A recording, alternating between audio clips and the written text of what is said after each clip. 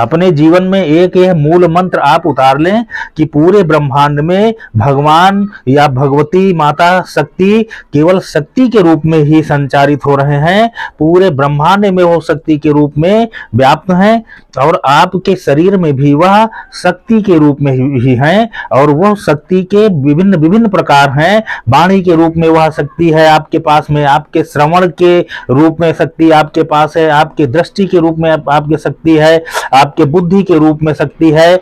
वह शक्ति आपके विभिन्न विभिन्न प्रकार से आपके शरीर में है। अब आपके भीतर कौन सी शक्ति की प्रगाढ़ता है तो उस शक्ति को जानने के लिए भगवान से प्रार्थना करें और उस शक्ति के माध्यम से आप अपने जीवन को भी अच्छा बना सकते हैं, सफल बना सकते हैं और इस समाज को भी आप दिशा निर्देशन कर सकते हैं। लेकिन वह शक्ति पहले आपके भीतर जागृत होनी चाहिए और उस शक्ति को जागृत करने के लिए, जानने के लिए आपको भगवान की भक्ति करनी पड़ेगी, माता भगवती की भक्ति करनी पड़ेगी, क्योंकि भक्ति के माध्यम से ही आप अपनी छुपी हुई शक्ति को जान पाएंगे। जब आप भक्ति करने बैठते हैं तो एकांत में बैठ करके केवल आप अपने आप का चिंतन करें, क्योंकि भक्ति में भगवान का जो स्मरण कर रहे हो, भगवती का स्मरण कर रहे हो, वह तो आपके भीतर ही शक्ति के रूप में स्थापित है। तो अपने भीतर की छुपी हुई उस शक्ति को जानने के लिए आप अपना चिंतन करें। अपने आप का जब चिंतन करेंगे, बार बार चिंतन करेंगे, तो आपके भीतर छिपी हुई उस शक्ति का आपको स्वयं ज्ञान होगा।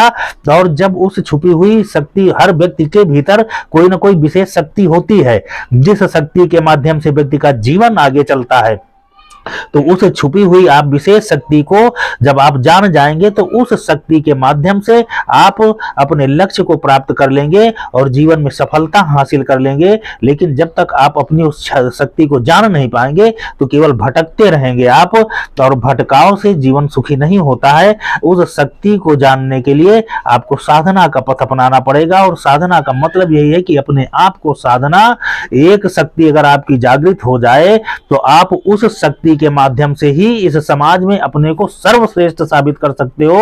आप देखते हो कि कोई वाणी का प्रगाढ़, वाणी का शक्तिशाली आदमी विश्व का सर्वश्रेष्ठ वक्ता बन जाता है, कोई गायक बन जाता है, कोई वाणी के माध्यम से तमाम नाम कर जाता है। वो उसकी वाणी की शक्ति है, उसने जागृत किया उसको साधना से, त्याग से, तपस्या से। अब इस त्याग तपस्या का मतलब केवल यही नहीं होता है कि आप बैठ करके घंटा बजाने लगे, आप केवल पूजा पाठ में ही समय बिताने लगे। वो त्याग तपस्या वो भी होती है जो अपने लक्ष्य को प्राप्त करने के लिए व्यक्ति तमाम खटता है, तमाम मेहनत करता है, तमाम उपाय करता है। वो भी त्याग साधना ही, अपने लक्ष्य के प्राप्त के लिए की गई साधना ही होती है। तो अगर वो उस व्यक्ति ने साधना किया और उस विशेष शक्ति के माध्यम से उसने समाज में नाम रोशन कर दिया, आप उस माता भगवती से प्रार्थना करें कि या देवी बुद्धि रूपेण संस्था, कांति रूपेण, शांति रूपेण, भ्रांति रूपेण, मात्र रूपेण, लक्ष्मी रूपेण, तमाम रूपों में वो है। आपके भीतर उसकी कौन सी शक्ति की प्रचुर मात्रा है जो ज्यादा हो, उस शक्ति को जान करके उसी को उभारें। अब आपका केवल इतना ध्यान जरूर हो कि आप जिस शक्ति को जागृत कर रहे हैं, आप वाणी की शक्ति, आप बुद्धि की शक्ति, आप विवेक की शक्ति, आप धन की शक्ति, आप कर्म की शक्ति, आप जिस चीज की शक्ति जागृत कर रहे हैं अपने भीतर की, तो वह शक्ति विध्वंसक न हो। क्योंकि विध्वंसक शक्ति आपके साथ साथ आपके पूरे कुल, वंश और पूरे परिवार को लेकर के डूब जाएगी। शक्ति रावण ने भी जागृत किया, शक्ति राक्षसों ने जागृत किया, शक्ति असुरों ने जागृत किया, शक्ति निशाचरों ने भी जागृत किया, लेकिन उनकी शक्तियां विध्वंसक थी। उसका परिणाम यह हुआ कि समूल नष्ट हो गए वो। और शक्ति भगवान राम ने भी जागृत किया, शक्ति भगवान कृष्ण ने भी जागृत किया, शक्ति हमारे आदर्श पुरुषों ने भी जागृत किया जो आज पूजनीय हैं। उनके आदर्श पर, उनको आदर्श मान करके समाज चल रहा, उनको पूज रहा है। तब पूजने के लिए भी जिस प्रवृत्ति का है उस प्रवृत्ति की शक्ति को पूजेगा। अब जो निशाचरी प्रवृत्ति के लोग हैं वो निशाचरी शक्तियों को पूजेंगे, जो सात्विक हैं, धार्मिक हैं, आध्यात्मिक हैं, वो दैवी शक्तियों को पूजेंगे। तो ये तो चलता ही रहता है। आप अपने का चिंतन करो कि आप कौन सी शक्ति को जागृत करोगे। पहले अपना चिंतन करो करो कि आप हो कौन। आप देव संस्कृति के हो कि राक्षस संस्कृति के हो, आप अपने को जानो और जान करके फिर उस शक्ति को, आप छुपी ही भीतर की जो शक्ति है उसको जागृत करो। शक्तियां असुर भी जागृत करते हैं, शक्तियां देव संस्कृति को, देव धर्म मानने वाले लोग भी जागृत करते हैं। तो आपको शक्ति को जागृत करना है। माता भगवती तो शक्ति के रूप में विचरण कर ही रही है, वह किसी से भेद नहीं रखती है। वह असुर, निशाचर, यक्ष, राक्षस, गंधर्व इत्यादि में कोई भेद नहीं रखती। वो तो सब में शक्ति के रूप में स्थापित है।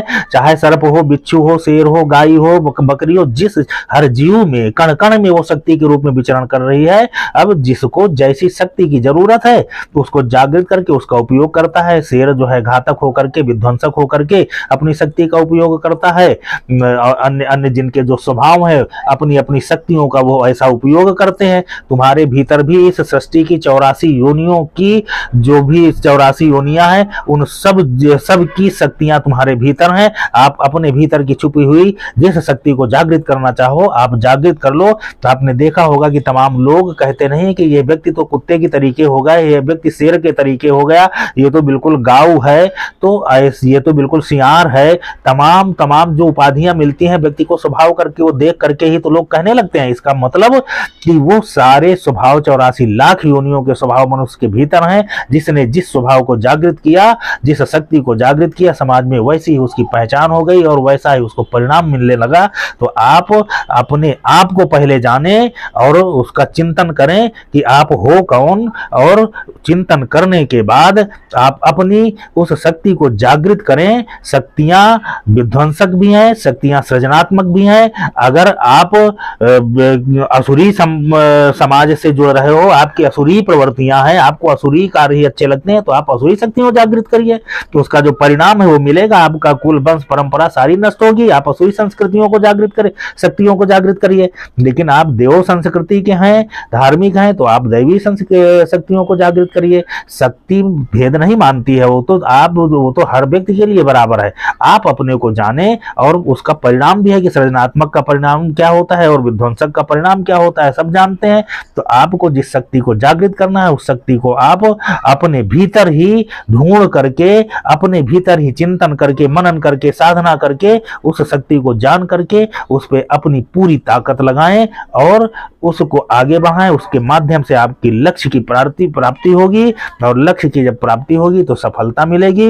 एक बात याद रखना कि बिना शक्ति के भक्ति भी नहीं हो सकती है। लोग भक्ति को बहुत साधारण मानते हैं, लेकिन भक्ति भी शक्ति के बल पर होती है। लोग भक्ति तब शुरू करते हैं जब उनके पास बैठने तक की शक्ति नहीं रह जाती है, उनके बोलने तक की शक्ति नहीं रह जाती है, देखने तक की शक्ति नहीं रह जाती, सुनने की शक्ति नहीं रह जाती। शक्ति विहीन व्यक्ति क्या करेगा? कुछ नहीं करेगा, वो केवल नौटंकी करता है। उसने तो अपनी सारी संचित शक्तियों को खो दिया, तो उसके बाद उसको क्या मिलेगा? क्योंकि शक्ति को धारण करने के लिए भी शक्ति चाहिए, शक्ति को जानने के लिए भी शक्ति चाहिए। शक्ति से ही शक्ति जानी जाती है, शक्ति से ही सब कुछ प्राप्त किया जा सकता है।